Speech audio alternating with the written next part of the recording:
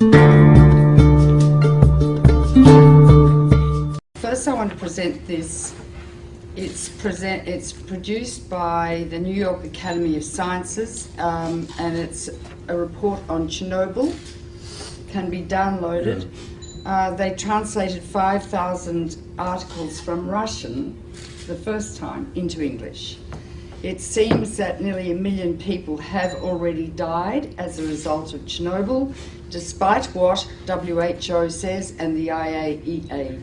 This is one of the most monstrous cover-ups in the history of medicine, because everybody should know about this. Then we extrapolate through to Japan.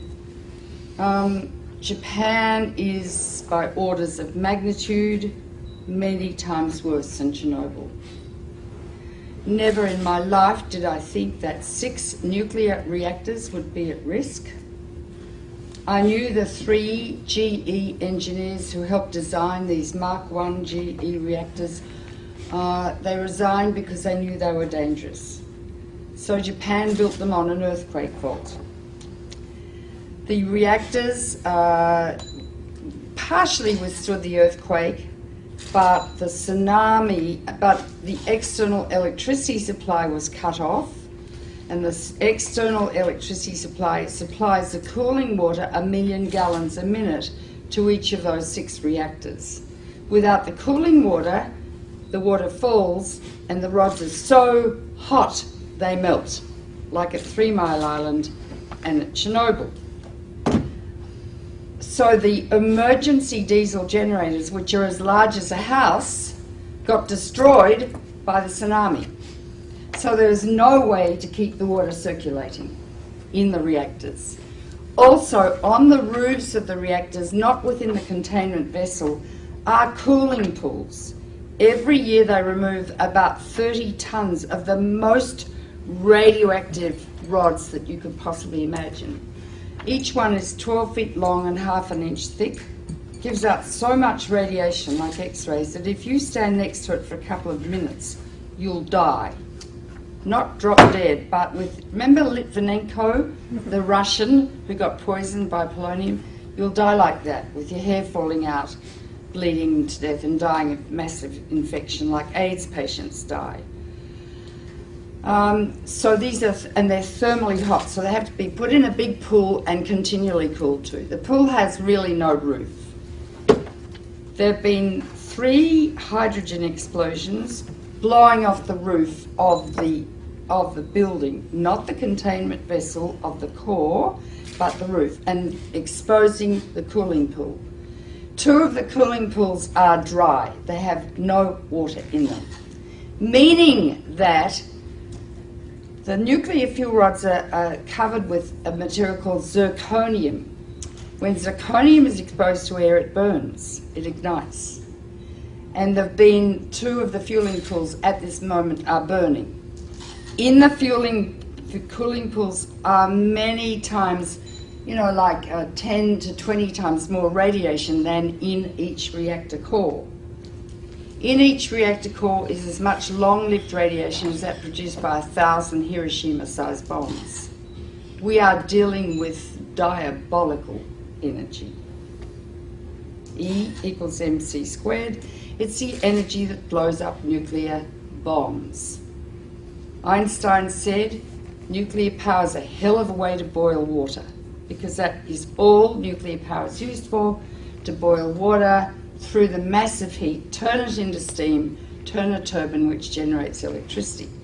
Now, when you fission uranium, 200 new elements are formed, all of which are much more poisonous to the body than the original uranium. Although uranium's pretty poisonous, America used it in Fallujah and Baghdad, and in Fallujah, 80% of the babies being born are grossly deformed. They're being born without brains, single eyes, no arms. The doctors have told the women to stop having babies.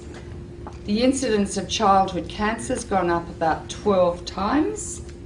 This is genocide. It's a nuclear war being conducted in Iraq. But uranium that they're using lasts for more than 4.5 billion years. So we're contaminating the cradle of civilization, the coalition of the willing. In the nuclear power plants, however, is a huge amount of radiation. 200 elements. Some last seconds, some last millions of years. Radioactive iodine lasts 6 weeks. It causes thyroid cancer. That's why people are saying better take potassium iodide, because that blocks the thyroid uptake of radioactive iodine, which later can cause thyroid cancer. In Chernobyl, over 20,000 people have developed thyroid cancer. They have to have their thyroids out, and they will die unless they take thyroid replacement every day, like a diabetic has to take insulin. Strontium-90 will get out. It lasts for 600 years. It goes to the bone, where it causes bone cancer or leukemia. Cesium lasts for 600 years. It's all over Europe. 40% of Europe is still radioactive. Turkish food is extremely radioactive. Do not buy Turkish dried apricots. Do not buy Turkish hazelnuts or dried... the Turks were so cross with the Russians, they sent all their radioactive tea over to Russia after Chernobyl. But 40% of Europe is still radioactive. Farms in Britain, their lambs are so full of cesium they can't sell them. Don't eat European food. But that's nothing compared to what's happening now. One of the most deadly is plutonium, named after Pluto, god of the underworld. 1/1,000,000th of a gram, if you inhale it, will give you cancer.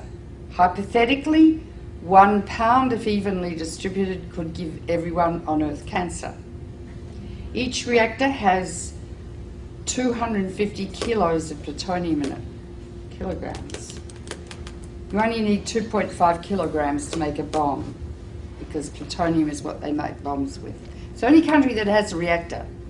From your uranium, you are the biggest exporters of uranium in the world, Cameco.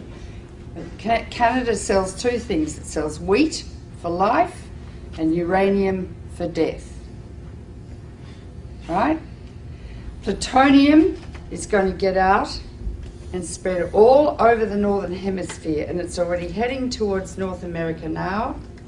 Plus radioactive iodine-129, its half-life is 17 million years, plus strontium, plus cesium, plus tritium, and I could go on and on and on.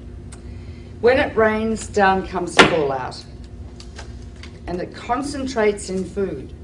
If it gets into the sea, the algae concentrated hundreds of times, then the crustaceans concentrated hundreds of times, then the little fish, then the big fish, then us.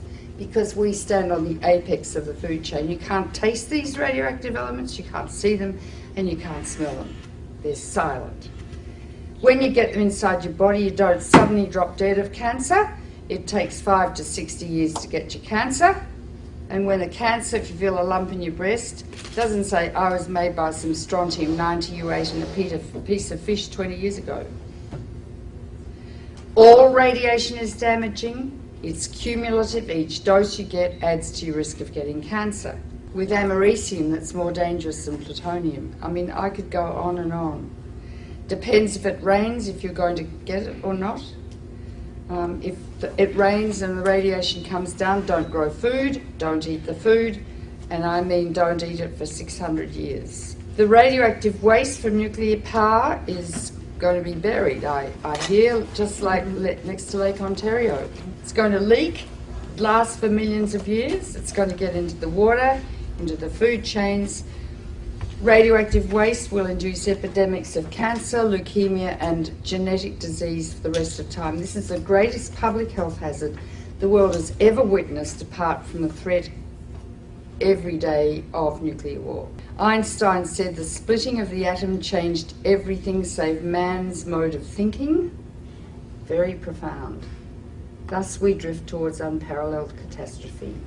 We are arrogant, we have a lot of hubris, and I think the reptilian midbrain of some men's brains is pathological. We are now in a situation where we have harnessed the energy of the sun.